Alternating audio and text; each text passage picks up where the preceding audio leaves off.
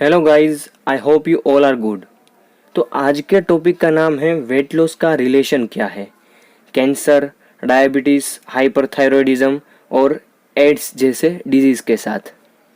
तो आपका अगर वेट लॉस हो रहा है तो सबसे पहले ये पता होना चाहिए कि किस टाइप का वेट लॉस है।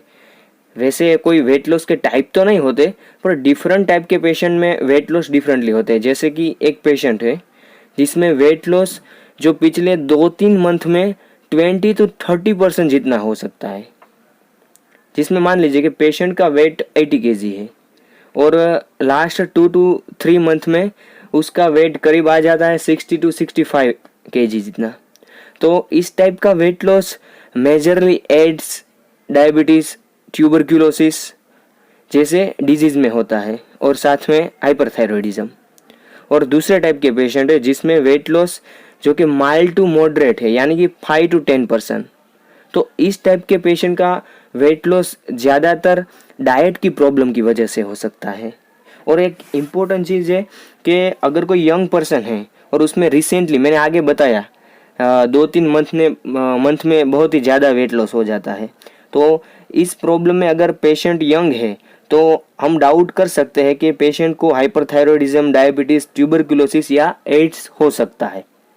पर अगर पेशेंट की एज बहुत ज़्यादा है, यानी कि 60 या 65 के ऊपर है, तो इस टाइम हम सस्पेक्ट कर सकते हैं कि पेशेंट को कैंसर या मैलिग्नेंसी जैसी प्रॉब्लम हो सकती है। और ये मैलिग्नेंसी कहीं पर भी हो सकती है, जैसे कि स्टमक का कैंसर, लंग्स का कैंसर, इंटेस्टाइन का कैंसर। तो एक कॉमन बात जो हमें पता होनी चाहिए। तो अब हमें कंफर्म करना पड़ेगा कि वेट लॉस किस प्रॉब्लम या किस डिजीज़ की वजह से हुआ है।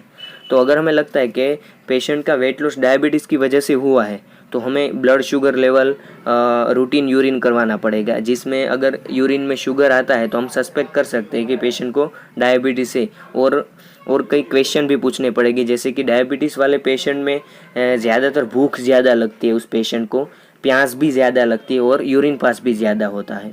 एंड दूसरा, अगर पेशेंट को हमें ऐसा सस्पेक्ट होता है कि HIV जैसी प्रॉब्लम है तो HIV टेस्ट भी करवा सकते हैं। और तीसरा है कि अगर पेशेंट को हमें लगता है कि हाइपरथायरॉयडिज्म जैसी प्रॉब्लम है तो T3, T4 and TSH level भी चेक करवा सकते हैं। एंड अगर मैलिग्नेंसी जैसी प्रॉब्लम है तो हम कोई भी रीजन पर मैलिग्नेंसी हमें सस्पेक्ट होता है तो अगर स्टमक में है तो एंडोस्कोपी के द्वारा हम रूल आउट कर सकते हैं। जैसे लंग्स में है तो चेस्ट एक्सरे करवा सकते हैं या बायोप्सी भी करवा सकते हैं। तो इस कॉमन अलग अलग रीजन की कॉमन इन्वेस्टिगेशन के द्वारा हम रूल आउट कर सकते हैं कि वेट लॉस की रीज़न क्या है, यानी कि किस डिजीज़ की वजह से वेट लॉस पेशेंट को हुआ है। तो अब बात करते हैं कि वेट लॉस को मैनेज करने के लिए कौन seed treatment and advice follow करनी चाहिए। तो अगर वेट लॉस का रीज़न इम्परफेक्ट डाइट है तो हमें सबसे पहले हैवी ब्रेकफास्ट शुरू करना चाहिए एंड प्रोटीन युक्त डाइट जैसे कि मीट, मिल्क, अनाज या एग जैसे फूड स्टार्ट करने चाहिए, या प्रोटीन पाउडर भी हम यूज़ कर सकते हैं। और कुछ एपेटाइट स्टिम्युलेटर भी है जैसे कि साइप्रोहिप्टेडिन, तो इस सिरप को भी हम यूज़ कर सकते हैं। उसमें 1 से 2 टेबलस्पून 2 बार सुबह और शाम खाने से आधे घंटे पहले लेना चाहिए। और कुछ आयुर्वेदिक भी सिरप है जैसे कि लॉन्जिफेन है, उसका भी रिज़ल्ट वेट लॉस में बहुत ही अच्छा है। एंड साथ में हम मल्टीविटामिन और आयरन जैसी टेबलेट भी स्टार्ट कर सकते हैं। आयरन टेबलेट अगर एक बार शुरू की, अगर आपका हीमोग्लोबिन लेवल CBC में 10 या 9 से कम है तो उसको अर्जेंटली स्टार्ट कर देनी चाहिए और दिन में एक बार टेबलेट लेनी चाहिए आयरन की, और वो 3 मंथ तक कंटिन्यू रखनी चाहिए। और एक इम्पोर्टेंट बात आपको पता होनी चाहिए कि वेट गेन करने के लिए सिर्फ टॉनिक या इंजेक्शन या मेडिसिन कुछ काम नहीं कर सकती, क्योंकि इसके साथ में गुड फूड एंड एक्सरसाइज भी मेडिसिन के साथ अति आवश्यक है।